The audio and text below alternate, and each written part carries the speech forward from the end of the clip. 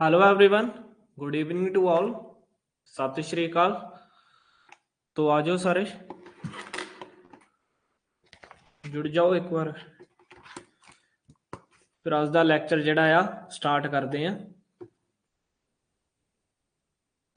हाँ जी, आ गए सारे। और एक बारी ऑडिबल है। Good evening, very good evening Megha ji, very good evening Robin, कैसे हो? ऑडिबल है, एक बार बता दो सारे जने।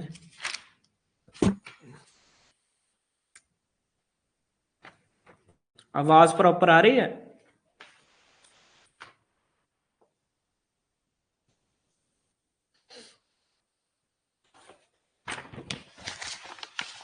ऑडिबल है, स्टार्ट करें? Yes, robin mega Audible. ठीक है, चलो स्टार्ट करते हैं। अज का अपना जो सैकेंड लैक्चर है। लास्ट लैक्चर विच आपां बेसिक डिस्कशन की सी कि टीपीए दो वर्ड्स के उत्ते काम करता है, एक ट्रांसफर और दूसरा है प्रॉपर्टी। ठीक है जी, एक ट्रांसफर आ एंड दूसरा आ प्रॉपर्टी।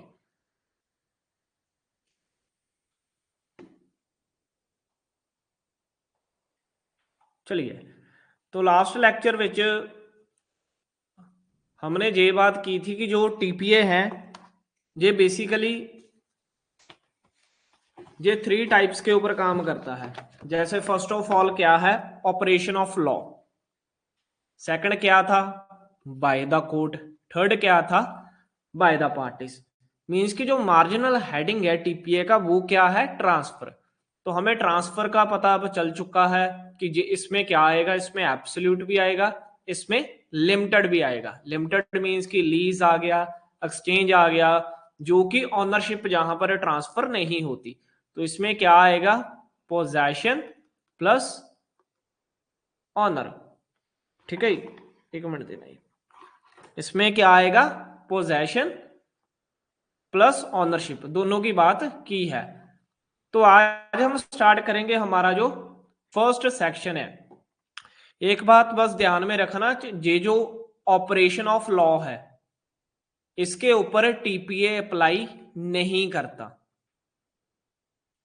इस चीज को अगर आप चार्ट बनाना चाहते हो तो बना भी सकते हो, अगर आप लिखना चाहते हो तो साथ में लिख भी सकते हो कि जो ऑपरेशन ऑफ लॉ है इसके ऊपर टीपीए अप्लाई नहीं करता। क्यों नहीं करता?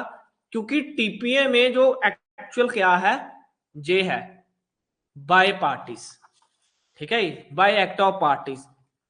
बाय ऑपरेशन ऑफ लॉ में क्या है कि जो हमें स्टैचू मिला है, बाय स्टैचू। अब स्टैचू हमारे पास कौन सा है, जैसे मान लीजिए हमने ये बात की थी कि ट्रांसफर ऑफ प्रॉपर्टी 5 टाइप से हो सकती है, एक्सचेंज है, गिफ्ट है, वो सारा चीज हो गया। लेकिन अगर मान लीजिए किसी पर्सन की डेथ हो जाती है तो डेथ के बाद प्रॉपर्टी कैसे ट्रांसफर होगी, वो तो टीपीए में कहीं बताया नहीं। क्योंकि टीपीए में तो यही चीज बताई है, सेल ये भी इंटरवाइवस है, गिफ्ट भी इंटरवाइवस है, लीज भी इंटरवाइवस है, एक्सचेंज भी इंटरवाइवस है एंड मॉर्गेज भी इंटरवाइवस है, means between two living person. लेकिन जब डेथ हो जाती है तो तब क्या होगा, तब फिर वो ट्रांसफर होगी हिंदू सक्सेशन एक्ट। तो इसलिए इसके ऊपर bye operation of law mean statue, जो हमारे पास लॉ है। ठीक है, जो हमारे पास लॉ है तो इसके ऊपर टीपीए अप्लाई नहीं करता, इस बात को ध्यान में रखना। और एक बात जरूर इस चीज को समझना, अगर ये चीज आप समझ गए तो थ्रू आउट द आपको जो सब्जेक्ट है ये मुश्किल नहीं होगा, बिल्कुल फ्लैटली चलेगा ये एक्ट। चलिए, अब स्टार्ट करते हैं लैंग्वेज के साथ। सबसे पहले चलते हैं कि फर्स्ट एक्ट क्या है, इसका फर्स्ट सेक्शन क्या कहता है। ज्यादा डिटेल में नहीं जाएंगे क्योंकि फर्स्ट सेक्शन जो है वो बिल्कुल नॉर्मल है। सेकंड सेक्शन इंपॉर्टेंट है, उसके ऊपर बात करेंगे। 1 सेकंड का टाइम देना है प्लीज। ये क्या ओपन हो गया, 1 मिनट का टाइम देना है। ये क्या ओपन हो गया,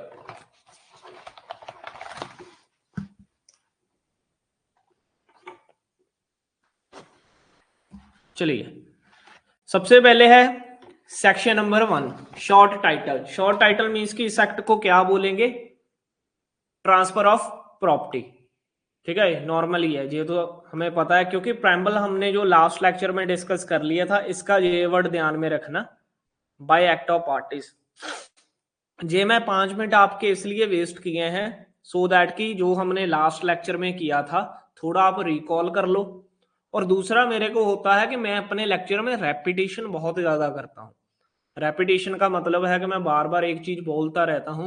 उसका मतलब ये है कि कोई चीज ऐसी है जब आप बार बार उस चीज को सुनोगे तो आपके माइंड में वो चीज बिल्कुल क्या है, फिट हो जाएगी। ठीक है, तो वो चीज आपके माइंड में क्या है, फिट हो जाएगी। तो सबसे पहले इस एक्ट को क्या कहते हैं, transfer of property act normally है। उसके बाद कब ये कमेंस होया था, 1 जुलाई को। ठीक है, उसके बाद ये एक्सटेंट मीन्स कि कहां पर अप्लाई करेगा, तो ये almost through out the India apply करता है। लेकिन जब ये बना था तब ये एक्सेप्ट, आपको पता होगा कि 1956 में तब पंजाब भी जो था, पहले ये ग्रुप होते थे। ठीक है, पहले क्या था, जब इंडिपेंडेंस मिली थी जैसे पार्ट में डिवाइडेड थे, पार्ट बी पर नहीं अप्लाई करेगा। और कौन सी स्टेट्स हैं, बॉम्बे, पंजाब एंड दिल्ली। मीन्स कि जब ये एक्ट बना था तब ये बॉम्बे, पंजाब एंड दिल्ली पर अप्लाई नहीं करता, और जो पार्ट बी की स्टेट्स थी। और इंटरेस्टिंग ये है कि जो हमने लास्ट लेक्चर में भी बात की थी कि ये पंजाब में आज भी अप्लाई नहीं करता।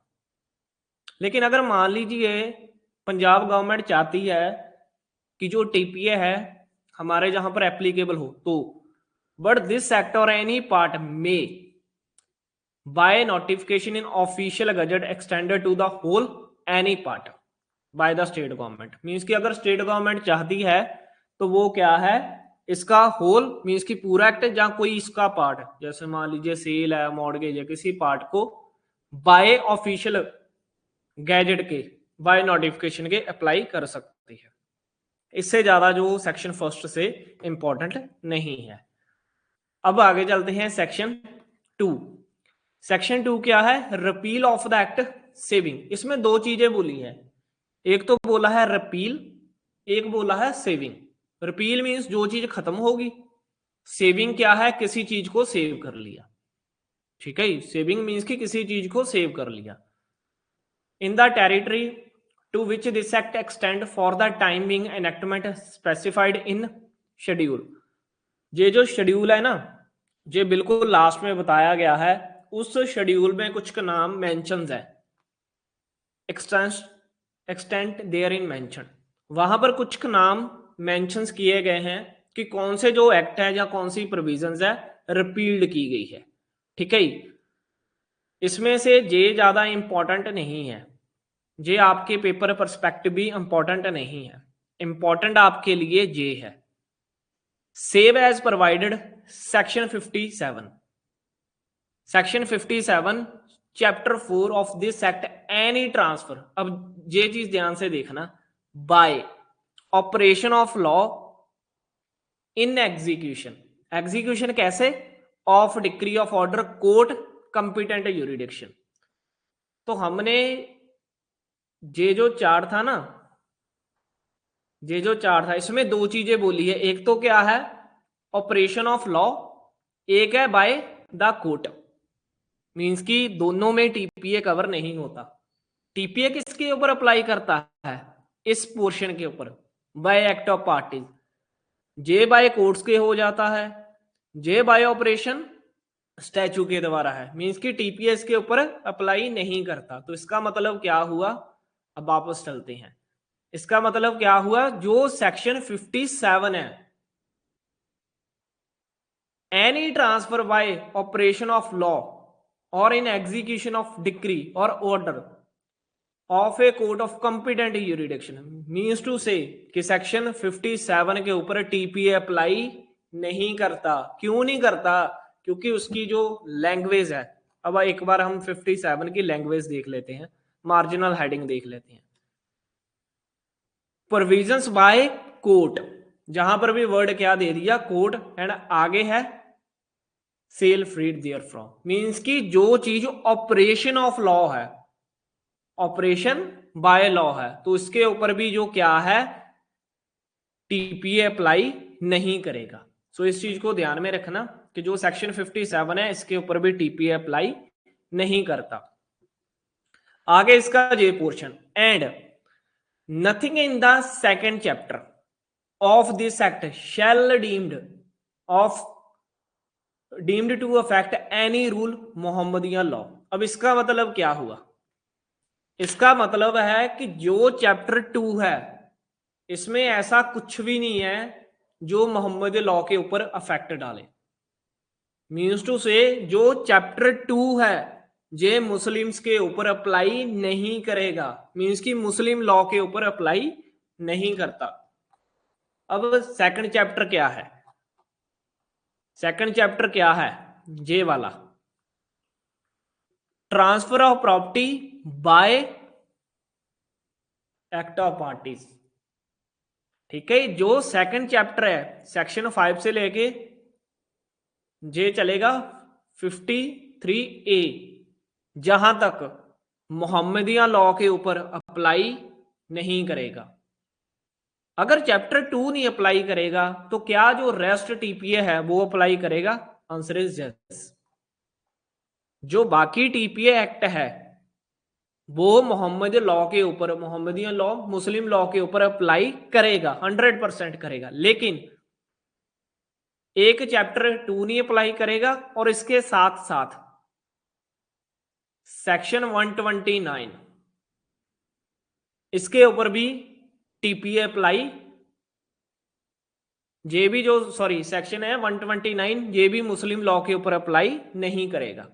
मीन्स तो एक तो टीपीए का चैप्टर 2 है जो मुस्लिम्स के ऊपर अप्लाई नहीं करता, एक सेक्शन 129 है जो मुस्लिम्स के ऊपर अप्लाई नहीं करता। अब सेक्शन 129 क्या है वो भी देख लेते हैं। Saving of donations mortis causa and Mohammed law, ये है गिफ्ट के ऊपर, ये है गिफ्ट के ऊपर, जिसे बोलते हैं हिबा, ये बोलते हैं हिबा। ठीक है, तो जो सेक्शन 129 है टीपीए का और चैप्टर 2 है ये मुस्लिम्स के ऊपर अप्लाई नहीं करता, ये मुस्लिम्स के ऊपर अप्लाई नहीं करता। रेस्ट जो भी एक्ट है वो अप्लाई करेगा। मीन्स की टीपीए की जितनी और प्रोविजंस है वो अप्लाई करेगी, वो हिंदू पर भी अप्लाई करेगा, पारसी पर भी करेगा, मुस्लिम पर भी करेगा, लेकिन मुस्लिम्स के ऊपर चैप्टर 2 एंड सेक्शन 129 अप्लाई नहीं करेगा। तो सेक्शन 1 क्लियर है। और एक चीज और आपको बतानी थी कि ये जो एक्ट है ये अब जम्मू कश्मीर के ऊपर भी अप्लाई करता है। जैसे पहले जम्मू कश्मीर के ऊपर अप्लाई नहीं करता था ना, तो अब ये जो एक्ट है वो जम्मू कश्मीर के ऊपर भी अप्लाई करता है।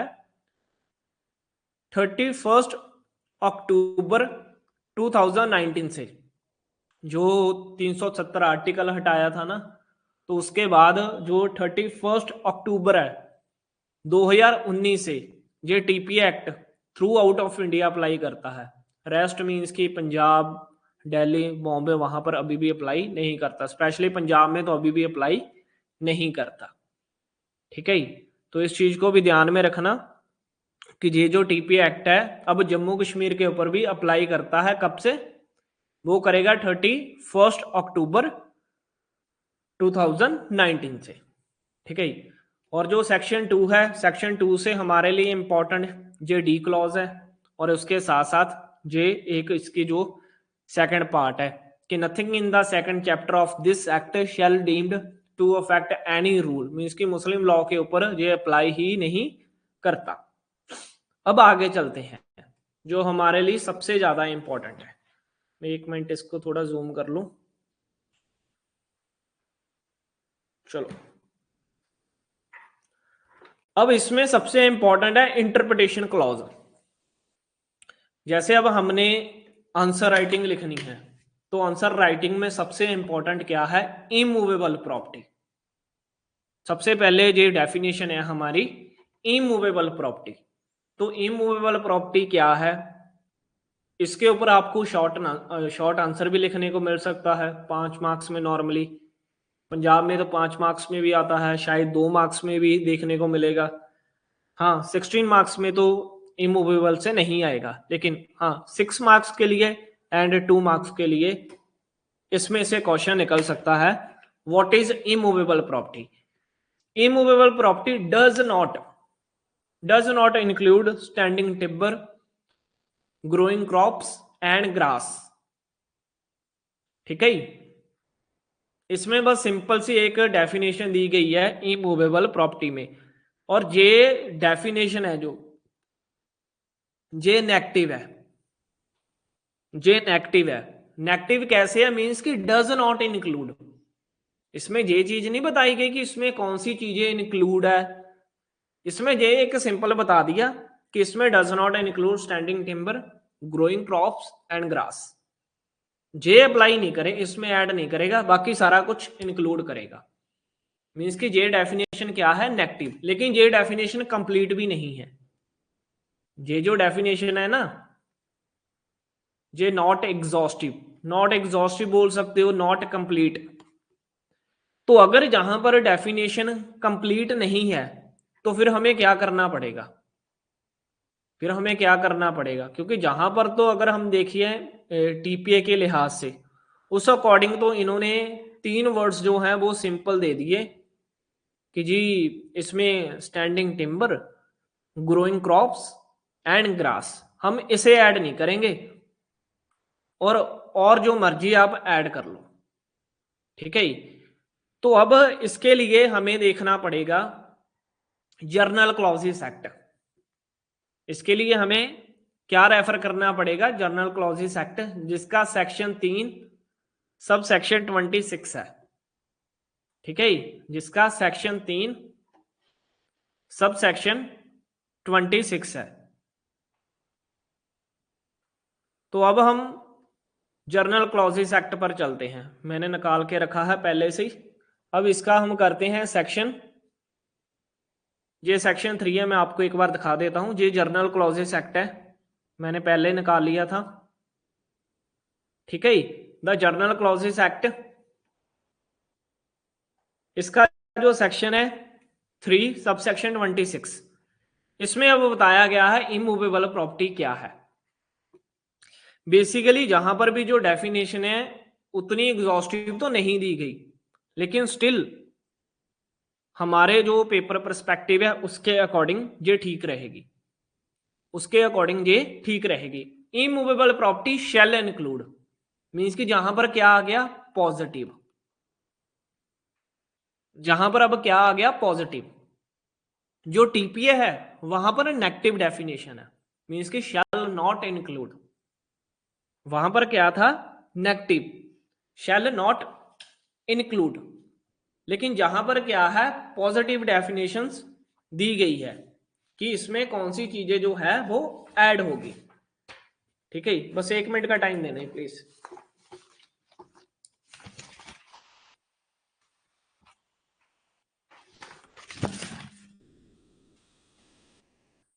अब शैल इंक्लूड, सबसे पहले इसमें क्या आएगा? लैंड।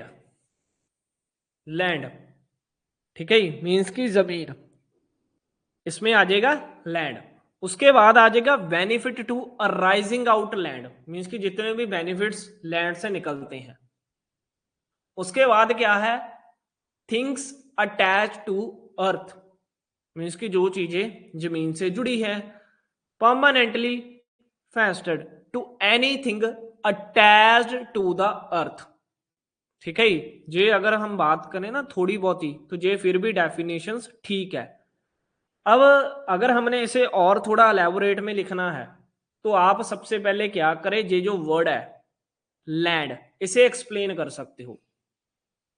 ये जो वर्ड लैंड है ना, इसे एक्सप्लेन कर सकते हो। अब लैंड में क्या आएगा? इसमें सबसे पहले तो आ जाएगा a determinate portion of earth surface.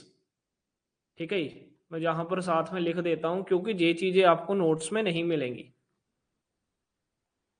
Land में आप क्या लिख सकते हो? A determinate portion of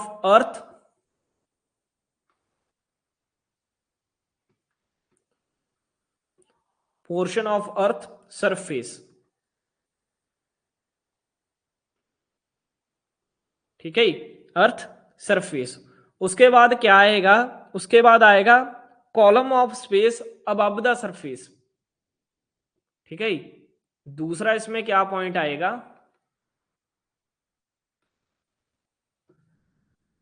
column of space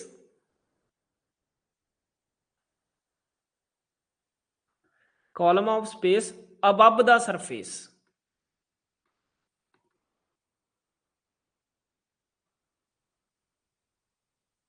ठीक है।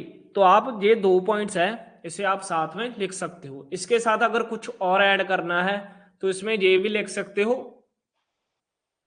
All object. अब लैंड में से ऑल ऑब्जेक्ट क्या है, जैसे मान लीजिए हम बोर नहीं करते, ट्यूबवेल होता है जो बोर करते हैं, जब उसे करते हैं तो उसमें जो सैंड निकलती है वो किसकी होगी, वो भी आपकी होगी। उसके बाद जैसे मान लीजिए हम घर की खुदाई करते हैं, उसमें नींव नहीं रखते, जो उसका फाउंडेशन बेस होता है, ठीक है, जो फाउंडेशन बेस होता है, तो वो क्या है, वो भी उस लैंड में फॉल करेगा, ठीक है। मीन्स कि जितनी लैंड के ऊपर, ठीक है, जितनी जो है वो लैंड के ऊपर, आप इस चीज को समझना, मान लीजिए ये लैंड है, जितनी इसके नीचे मान लीजिए हम खुदाई नहीं करते, खुदाई करते हैं तो उसमें जो हम नींव निकालते हैं वो भी आएगा लैंड में। उसके बाद जितना इसके ऊपर है, ठीक है, ये भी लैंड में फॉल करेगा। उसके बाद मान लीजिए जैसे हम ट्यूबवेल नहीं करते, बोर कराते हैं, सबमर्सिबल बोर, उसमें जो सैंड निकलती है, कुछ भी निकलता है, ऑल ऑब्जेक्ट्स, वो भी क्या है, वो भी लैंड में फॉल करेंगे, ठीक है। तो वो भी क्या है, लैंड में फॉल करेंगे। अब आगे चलते हैं, ठीक है। तो ये आप साथ में लैंड में जो है इंक्लूड कर सकते हो, ठीक है। आगे इसमें है, अब नोट्स की मदद से थोड़ा इसे समझते हैं, ठीक है। अब नोट्स देखते हैं थोड़े से इसके।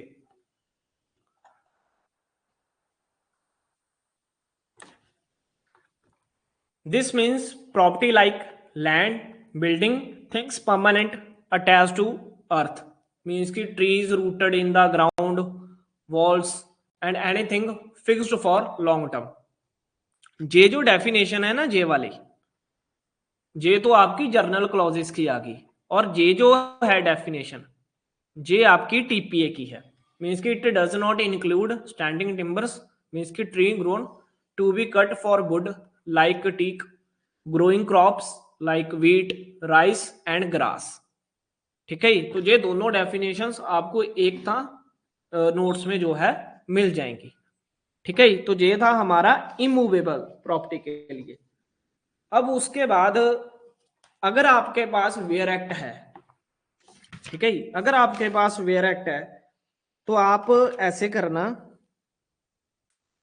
एक 6 नंबर पेज पर मैं आपको दिखा देता हूं, मीनिंग दी है, मीनिंग प्रोवाइड की है, मैं आपको दिखाता हूं, ठीक है।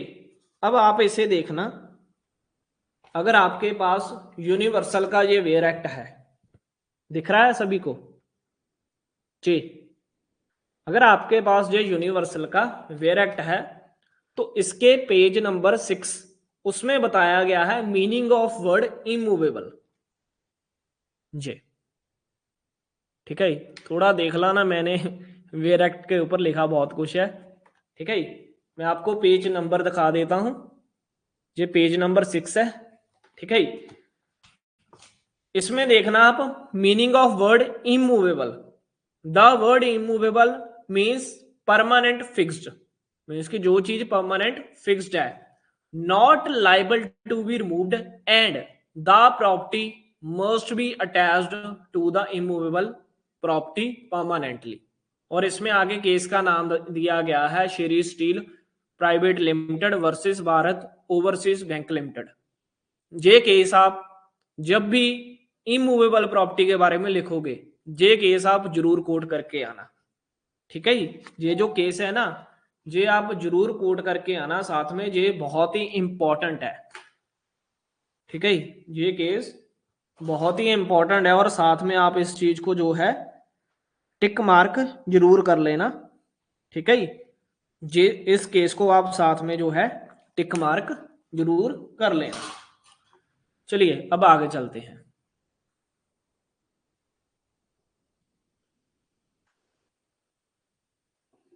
ठीक है,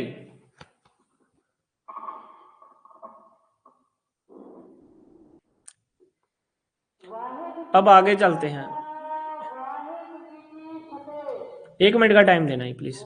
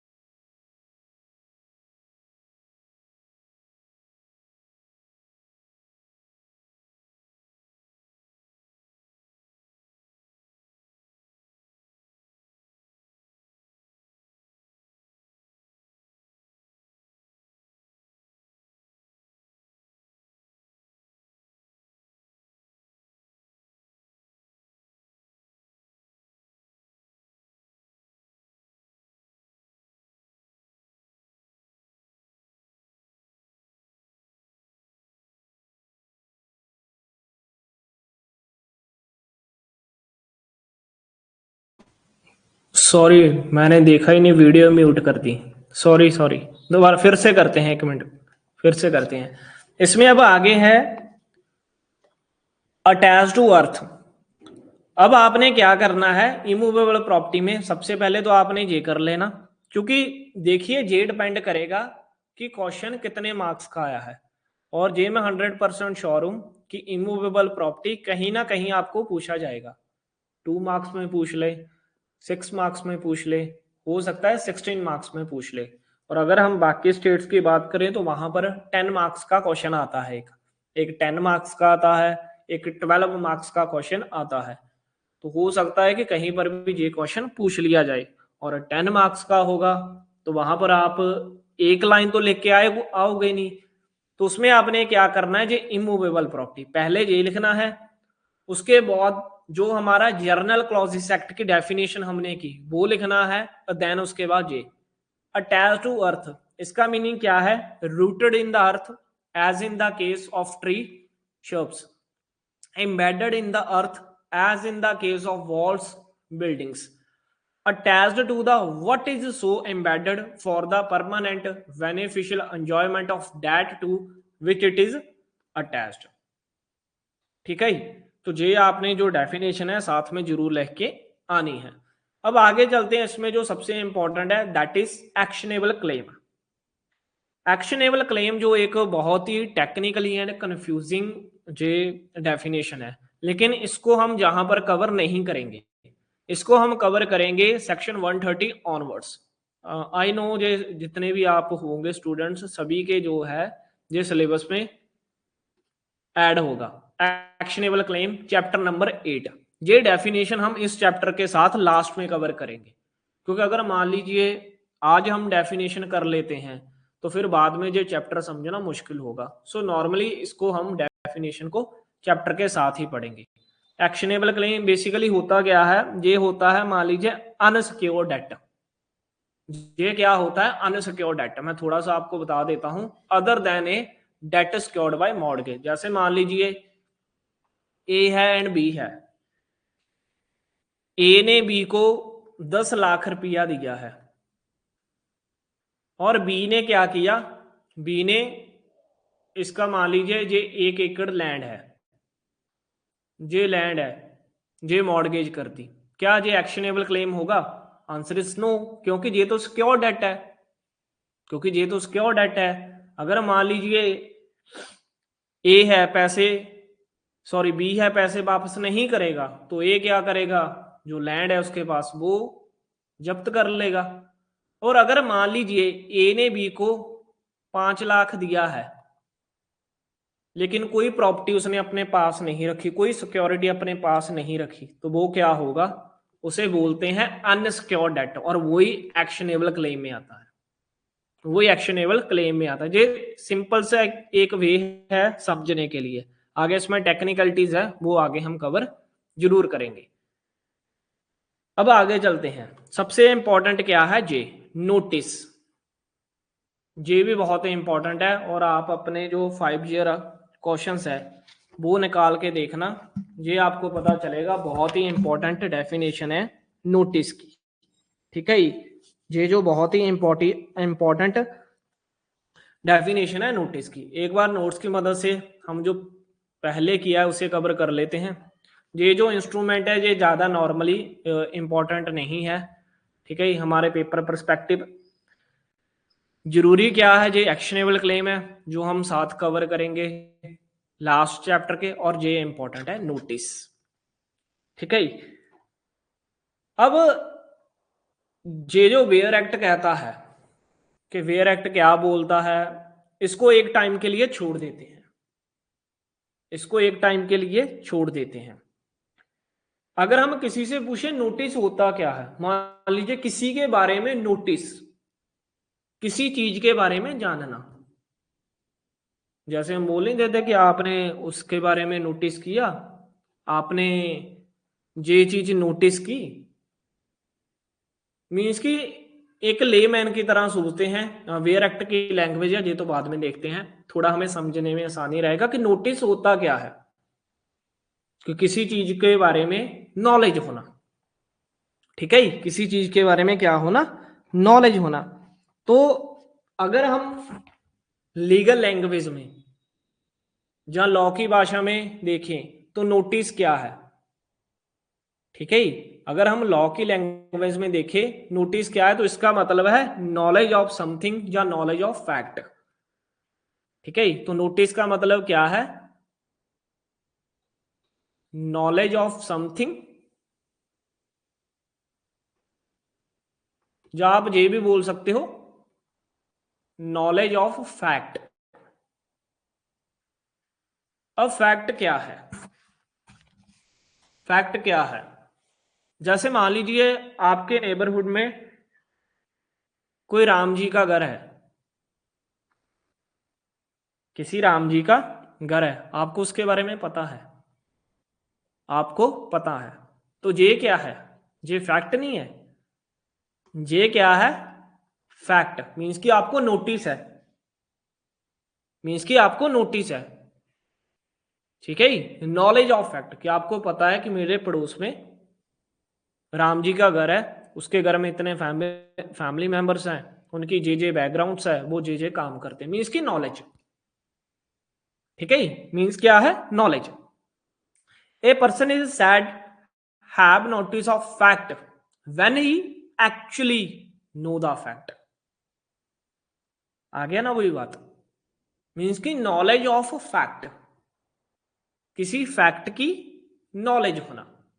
अब जहां पर ये कॉमा लगा है, और एक चीज आप, चलो मैं आपकी नॉलेज के लिए बताता हूं, वैसे ये जुडिशरी में डिस्कस करते हैं, जहां पर भी ऐसे कॉमा लगा हो और उसके बाद और आ जाए, जैसे जे है, ठीक है, जैसे जे है, तो इसका मतलब जे होता है, अब आपको क्लियर ही दिख रहा होगा, जैसे जहां पर कॉमा है और है, इसका मतलब होता है कि जो फर्स्ट पार्ट है ये क्या है, फर्स्ट पार्ट है, ये कुछ और कहता है, और ये जो सेकंड पार्ट है व्हेन, ये इसका सेकंड पार्ट है।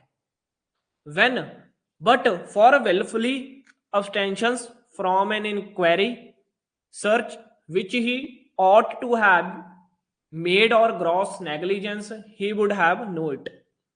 समझ आया आपको? समझ आया आपको? चलो कोई बात नहीं, फिर से करते हैं। ऑफ ए फैक्ट मीन्स कि हमें पता है ये क्या है, नॉलेज ऑफ फैक्ट है। When he actually know the fact means कि हमें ये पता है कि हमारे पड़ोस में कौन है, हमें पता है हमारे पड़ोस में कौन है, उनका क्या नाम है, ठीक है।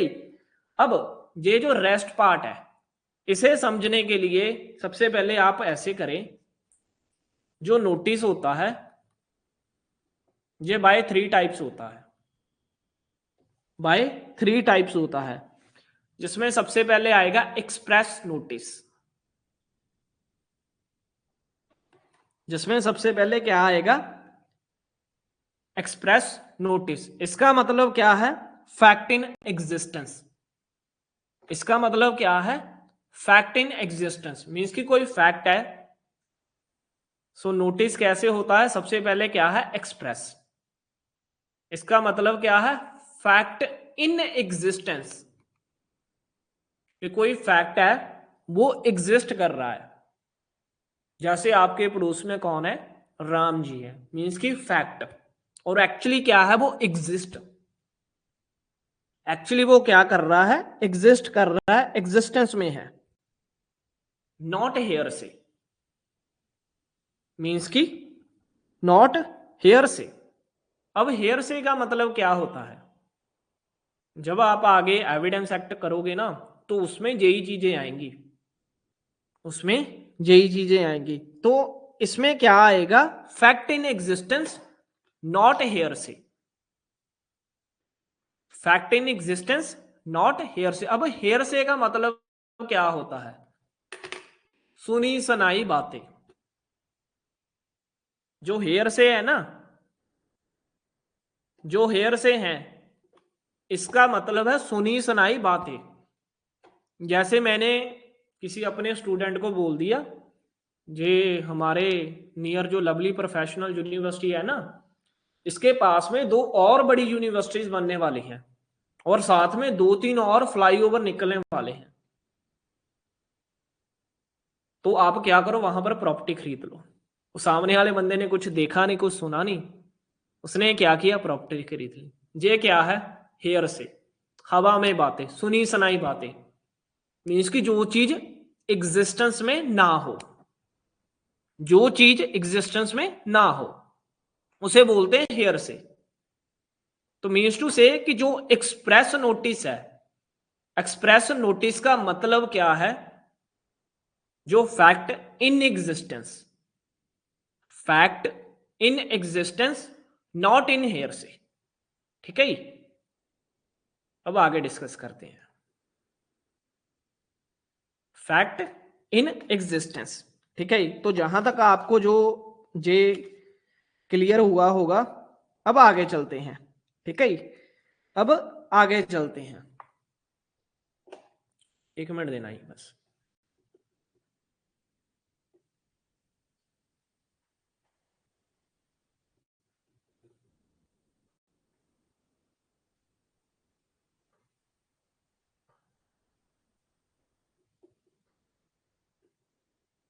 चलिए, ये अब जहां तक हमारा क्लियर है कि नोज द फैक्ट, और when what wilfully abstentions from an inquiry search which he ought to have made। अब दूसरा क्या है कि ग्रॉस नेग्लिजेंस, दूसरा क्या है, ग्रॉस नेग्लिजेंस। अब इसे बोलते हैं कंस्ट्रक्टिव नोटिस, इसे क्या बोलते हैं, कंस्ट्रक्टिव नोटिस, कि मीन्स की जहां पर आपको आप इंक्वायरी कर सकते थे, इसे क्या बोलते हैं, कंस्ट्रक्टिव नोटिस। ये है second, which he ought to have made, इसका मतलब है कंस्ट्रक्टिव नोटिस। मीन्स कि आप क्या था, आपके पास ऑप्शंस थी। जैसे मान लीजिए मैंने आपको अभी एक एग्जांपल बताई ना, कि मैंने अपने फ्रेंड को बोला कि यार लवली के पास 2 फ्लाईओवर निकलने वाले हैं, जहां पर एक और वैसी ही यूनिवर्सिटी बनने वाली है।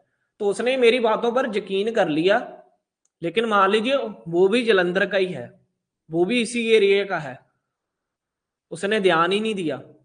मीन्स कि मान लीजिए अगर वो जलंधर का है तो वो इंक्वायरी कर सकता था, वो सर्च कर सकता था, वो किसी से पता कर सकता था कि क्या एक्चुअल में ये होने वाला भी है कि बस बातें करी जा रहा है, क्या एक्चुअल में कुछ होना भी है। उसने पता ही नहीं किया, उसने पता ही नहीं किया। क्यों? क्योंकि उसकी ड्यूटी थी, लेकिन उसने पता ही नहीं किया। तो वो चीज क्या आई, ठीक है, वो चीज क्या है, जे which he ought to have made, कि उसकी ड्यूटी थी, वो कर सकता था, वो पता उस चीज के बारे में कर सकता था कि क्या भाई ये चीज सच में है या नहीं है। ठीक है, उसे नॉलेज होनी चाहिए थी इस चीज के बारे में, क्योंकि उसके पास था, उसी के पास था, उसके बारे में उसे नॉलेज होनी चाहिए थी, लेकिन उसने पता ही नहीं किया। ठीक है, अब इसके ऊपर अगर आपके पास वेयर एक्ट है, ठीक है, अगर आपके पास वेयर एक्ट है तो जो सेक्शन 3 है इसकी आप कमेंट्री जरूर चेक करना। ठीक है, इसकी कमेंट्री जरूर चेक करना आप, जहां पर हमने डेफिनेशन नहीं की थी मीनिंग ऑफ वर्ड इमूवेबल, बिल्कुल ठीक उसके ऊपर constructive notice of the suit agreement, अगर आपको दिख रहा हो जे वाला। ठीक है,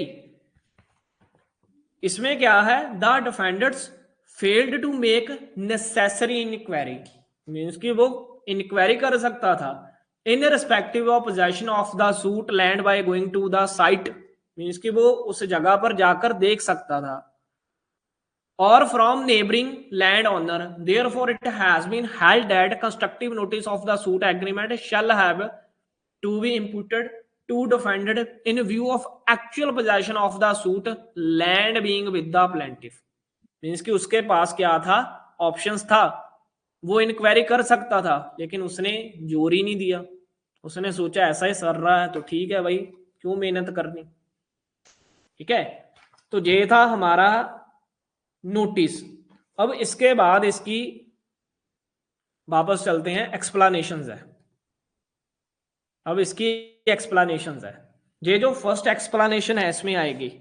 ठीक है, अब इसकी एक्सप्लेनेशन है, जो फर्स्ट एक्सप्लेनेशन है ये कंस्ट्रक्टिव नोटिस के साथ चलती है, ये कंस्ट्रक्टिव नोटिस के साथ चलती है। इसमें जो फर्स्ट एक्सप्लेनेशन है इसमें बताया गया है कि where any transaction relating to immovable property is required by law. अब हमारे पास रजिस्ट्रेशन के लिए कौन सा लॉ है, registration act, right, by law to be and has been affected registered instrument, means कि इसका मतलब है ये जो एक्सप्लेनेशन है कहां पर अप्लाई करेगी, जहां पर डॉक्यूमेंट जो इंस्ट्रूमेंट है वो कंपल्सरी रजिस्ट्रेशन ले, मीन्स कि सेक्शन 17 ऑफ रजिस्ट्रेशन एक्ट, कि जहां पर जो इंस्ट्रूमेंट रजिस्टर्ड होना चाहिए, मीन्स कि कंपल्सरी है, और जो डॉक्यूमेंट्स रजिस्ट्रेशन के लिए ऑप्शनल है, जिसमें सेक्शन 18 आता है रजिस्ट्रेशन एक्ट का, वहां पर एक लिस्ट बताई गई है कि कौन से डॉक्यूमेंट्स है वो ऑप्शनल है, वहां पर एक्सप्लेनेशन 1 है अप्लाई नहीं करती। तो आप साथ में लिख सकते हो जो ऑप्शनल डॉक्यूमेंट्स हैं वहां पर जो एक्सप्लेनेशन 1 है ये अप्लाई नहीं करती। आगे इसका फर्दर प्रोवाइडेड किया गया है, provided at the instrument has been registered and registration completed in manner, same वो रजिस्ट्रेशन एक्ट के होगा। उसके बाद मेमोरेंडम सेक्शन 51 है रजिस्ट्रेशन एक्ट का, एंड सेक्शन 55 में इंडेक्स बताया गया है। आप जब रजिस्ट्रेशन एक्ट देखोगे तो आपको ये इजिली वहां पर मिल जाएगा। ठीक है, उसके बाद जो है सेकंड एक्सप्लेनेशन, सेकंड एक्सप्लेनेशन बताती है एक्चुअल नोटिस, मीन्स की थर्ड टाइप है जो actual notice. Any person acquiring any immovable property और एनी शेयर और interest in any such property shall deemed have notice of title. Means कि ये माना जाएगा कि उसको टाइटल मीन्स कि उसको नॉलेज थी।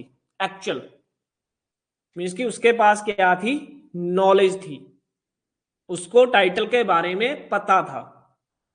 ठीक है, उसको टाइटल के बारे में पता था। और इफ एनी और any person who is for the timing actual in possession. Means कि अब देखिए, हमने अभी एक्सप्लेनेशन 1 में क्या किया, जो डॉक्यूमेंट रजिस्टर्ड है, तो मान लीजिए इमूवेबल प्रॉपर्टी है, तो ऑब्वियसली बात है वो रजिस्टर्ड होगी।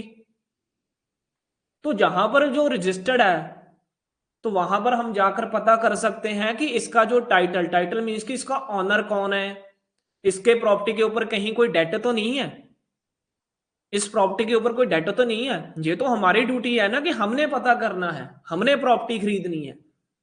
तो इसे बोलते हैं एक्चुअल नोटिस, इसे बोलते हैं एक्चुअल नोटिस। अब आगे जो थर्ड है वो है एक्ट ऑफ एजेंट। ये है एक्ट ऑफ एजेंट। एजेंट का मीन्स है जो प्रिंसिपल एजेंट का रिलेशन रहता है।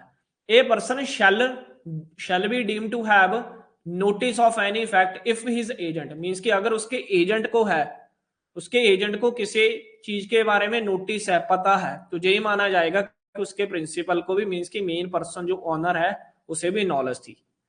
इसके साथ एक मैगजीन चलती है, मैं आपको जहां पर लिख देता हूं। ठीक है, ये मैगजीन आप साथ में लिख लेना। ये चलती है एक्सप्लेनेशन 3 के साथ।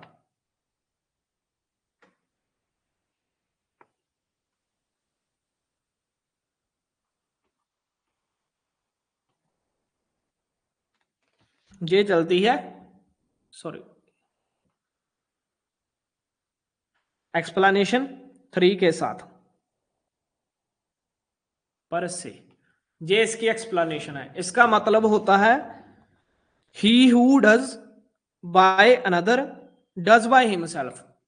मीन्स कि अगर कोई काम किसी के द्वारा किया जाता है, तो ये मान लिया जाता है कि उसने आप किया है। ठीक है, इसका मीनिंग क्या है कि he who does by another does by himself. ठीक है, डज बाय हिमसेल्फ। कल से हम ट्राई करेंगे कि जो ब्लैक बोर्ड होता है वो साथ में जरूर एक स्क्रीन के ऐड करें, सो दैट कि हमें थोड़ा लिखने में आसानी रहे। ट्राई करूंगे कि कल से जो हमारे पास एक ब्लैक बोर्ड हो और उसके साथ हम जरूर करें, क्योंकि थोड़ा लिखने में वहां पर इजी रहेगा और आपको समझने में वहां पर इजी रहेगा। ठीक है, तो ये था आज का लेक्चर। ये जो सेक्शन 4 है, सेक्शन 4 में सिंपल बताया गया है, ये जो हमारा एक्ट है, ये part of contract and supplement है किसके, रजिस्ट्रेशन एक्ट के। रजिस्ट्रेशन एक्ट के हमने अभी किया, क्योंकि टीपीए एक्ट सिर्फ बात करता है act of parties, that's it. कोई कॉन्ट्रैक्ट है वहां पर अप्लाई कॉन्ट्रैक्ट एक्ट करेगा। अगर किसी की वैल्यू 100 के ऊपर है, इमूवेबल प्रॉपर्टी है, रजिस्ट्रेशन कंपलसरी है। रजिस्ट्रेशन कहां पर होगी, रजिस्ट्रेशन एक्ट में। इसलिए हमने फर्स्ट लेक्चर में ये डिस्कस भी किया था कि जो टीपीए एक्ट है इट्स नॉट एग्जॉस्टिव। जो टीपीए एक्ट है ये एग्जॉस्टिव नहीं है, उसका कारण यही था। ठीक है, तो ये अगर आपने ये अभी तक नहीं लिखा तो एक बार लिख लीजिए। अगर आपने ये नहीं लिखा तो एक बार लिख लीजिए।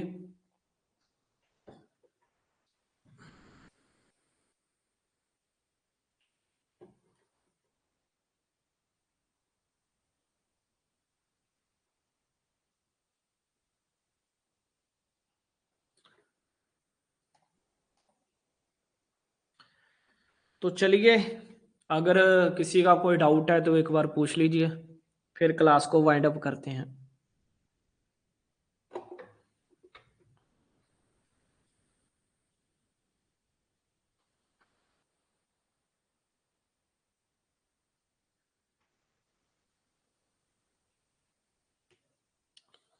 और रॉबिन, अरे रॉबिन तेरे को मैं कल भी बोला था कि भाई जो क्लास होती है उसके ऊपर ध्यान दिया करो। अब आईपीसी कहाँ से आ गई? कल तुम्हारी बीएनएस नहीं खत्म हुई, आज तुम्हारी आईपीसी आ गई। उस तो यार देखा करो, जो एक्ट चल रहा है वो पढ़ो। ऐसे ना ये समझाएगा ना वो समझाएगा, ठीक है। No doubt sir. ठीक है मेघा जी। शिफाली,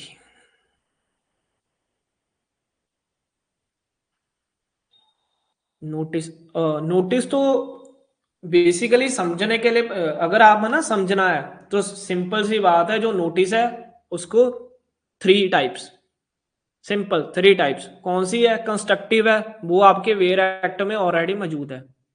एक्चुअल है, एक्चुअल भी आपको बता दें कि आपको उसके बारे में नॉलेज होनी चाहिए। थर्ड क्या है? एक्सप्रेस। एक्सप्रेस क्या है? जो फैक्ट इन एग्जिस्टेंस है। जैसे मान लीजिए आपके पड़ोसी, आपको अपने पड़ोसी का नाम तो पता होगा ना, ये क्या है? फैक्ट। और वो वहां पर रहता है, ये फैक्ट इन एग्जिस्टेंस है। तो अगर किसी ने आपको बोल दिया कि वहां पर ऐसी चीज है, वहां पर नहीं निकली, वो है हेयर से। अगर आपने उसके ऊपर इंक्वायरी नहीं की, सर्च नहीं की, तो गलती आपकी है। वो किस में आएगा? कंस्ट्रक्टिव नोटिस में। कंस्ट्रक्टिव नोटिस क्या है? कि ये माना ही जाएगा कि आपको इस चीज के बारे में पता था। क्यों? क्योंकि आपके पास ऑप्शंस थे, आपके पास गूगल है, आपके पास आपका एरिया है, आप पता करें। क्यों नहीं किया आपने पता? अगर नहीं किया तो लॉ ये मान के चलेगा कंस्ट्रक्टिव नोटिस कि आपको भाई पता था। अब गलती आपने की है तो भुगतो भी आप, ठीक है। अगर आपने पैसा ही लगाना था तो थोड़ी बहुत ही सर्च भी करनी थी उसके बारे में। डन सर, ठीक है, हो गया कवर। अब चलिए, चलो ठीक है जी, कल मिलते हैं। ठीक है, थैंक यू।